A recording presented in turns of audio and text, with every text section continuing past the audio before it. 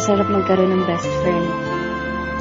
May taong poprotekta sa'yo, may taong magpapasaya sa'yo, pero handa mo bang itaya ang pagkakaibigan para sa hinahangad mong pagmamahalan?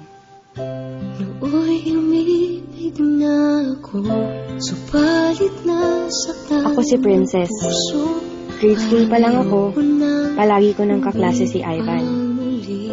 Magkaibigan kasi mga magulang namin, kaya kung nasan ako, nandun rin siya. Mapalungkot man o mapasaya, sa kulitan man o problema. Yan si Ivan, ang taong lagi kong kakampi sa buhay. Nang ikaw ay makilala, biglang nagbago ang nadarama. Para sa'yo, ako'y ibig pang muli. Dahil sa'yo, ako'y ibig nang muli. Ang aking puso'y pag-ingatan mo. Dahil sa ito'y muling magmamahal sa'yo. Para lang sa'yo. Isang araw,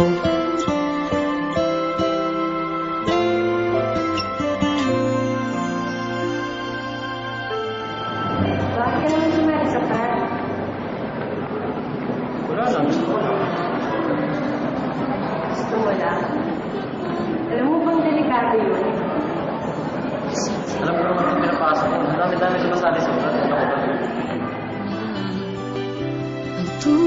Natapos ang araw na yun, at sa'yo lamang nakita ang tunay na pag-ibig na aking hinahanap.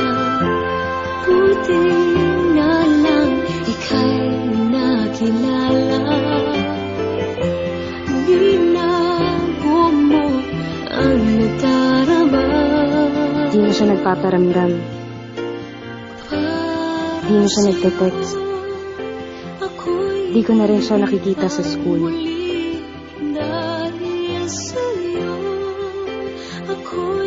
Kamusta na kaya siya? Pinuntahan ko siya sa bahay nila. Pero hindi ko siya naaabutan. Namimiss ko na yung best friend ko. Namimiss ko na si Ivan. Ang lalaking lihim kong minamahal. Hanggang isang araw, Ano ba talaga nangyayari, Sir Ivan? Bakit? Wala. May hindi ka sinasabi sa akin eh. Ano kailangan ko sabihin sa'yo? Ba't di ka na pumapasok? Ba't di ka na nagpaparamdam sa akin? Ba't di ka nagre-reply sa mga text ko, Ivan? Ivan! Ano ba talaga nangyayari sa'yo?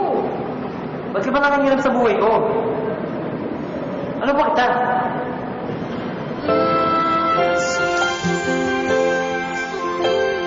natahimik ako sa sinabi niya. Ano ba niya ako? Isa lang akong hamak na best friend. Hanggang doon na lang yun. Umalis siya at di na nagpakita. Di na rin ako nagte-text. Di na rin ako pumupunta sa kanila. Makalipas ang 2 linggo, may natanggap akong balita. Nasa ospital daw si Ivan.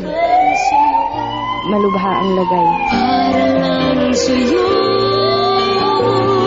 ako'y di na muling mag-iisa. Ikaw na nga ang hindi hinintay ng puso ko. Para sa'yo, ako'y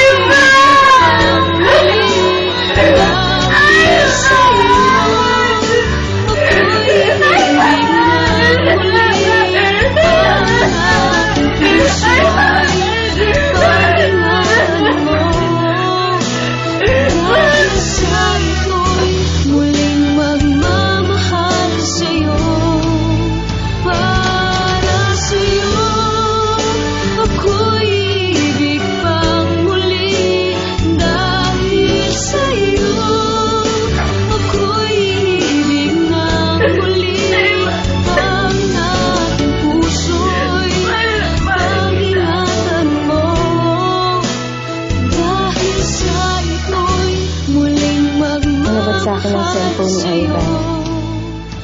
Pare, huwag nang papakilaban ng best friend ko. Ginawa ko naman ang sinabi niyo, di ba? Nilayan ko na siya. Basta huwag niyo nang gagalawin si Princess. Mahal na mahal ko yun.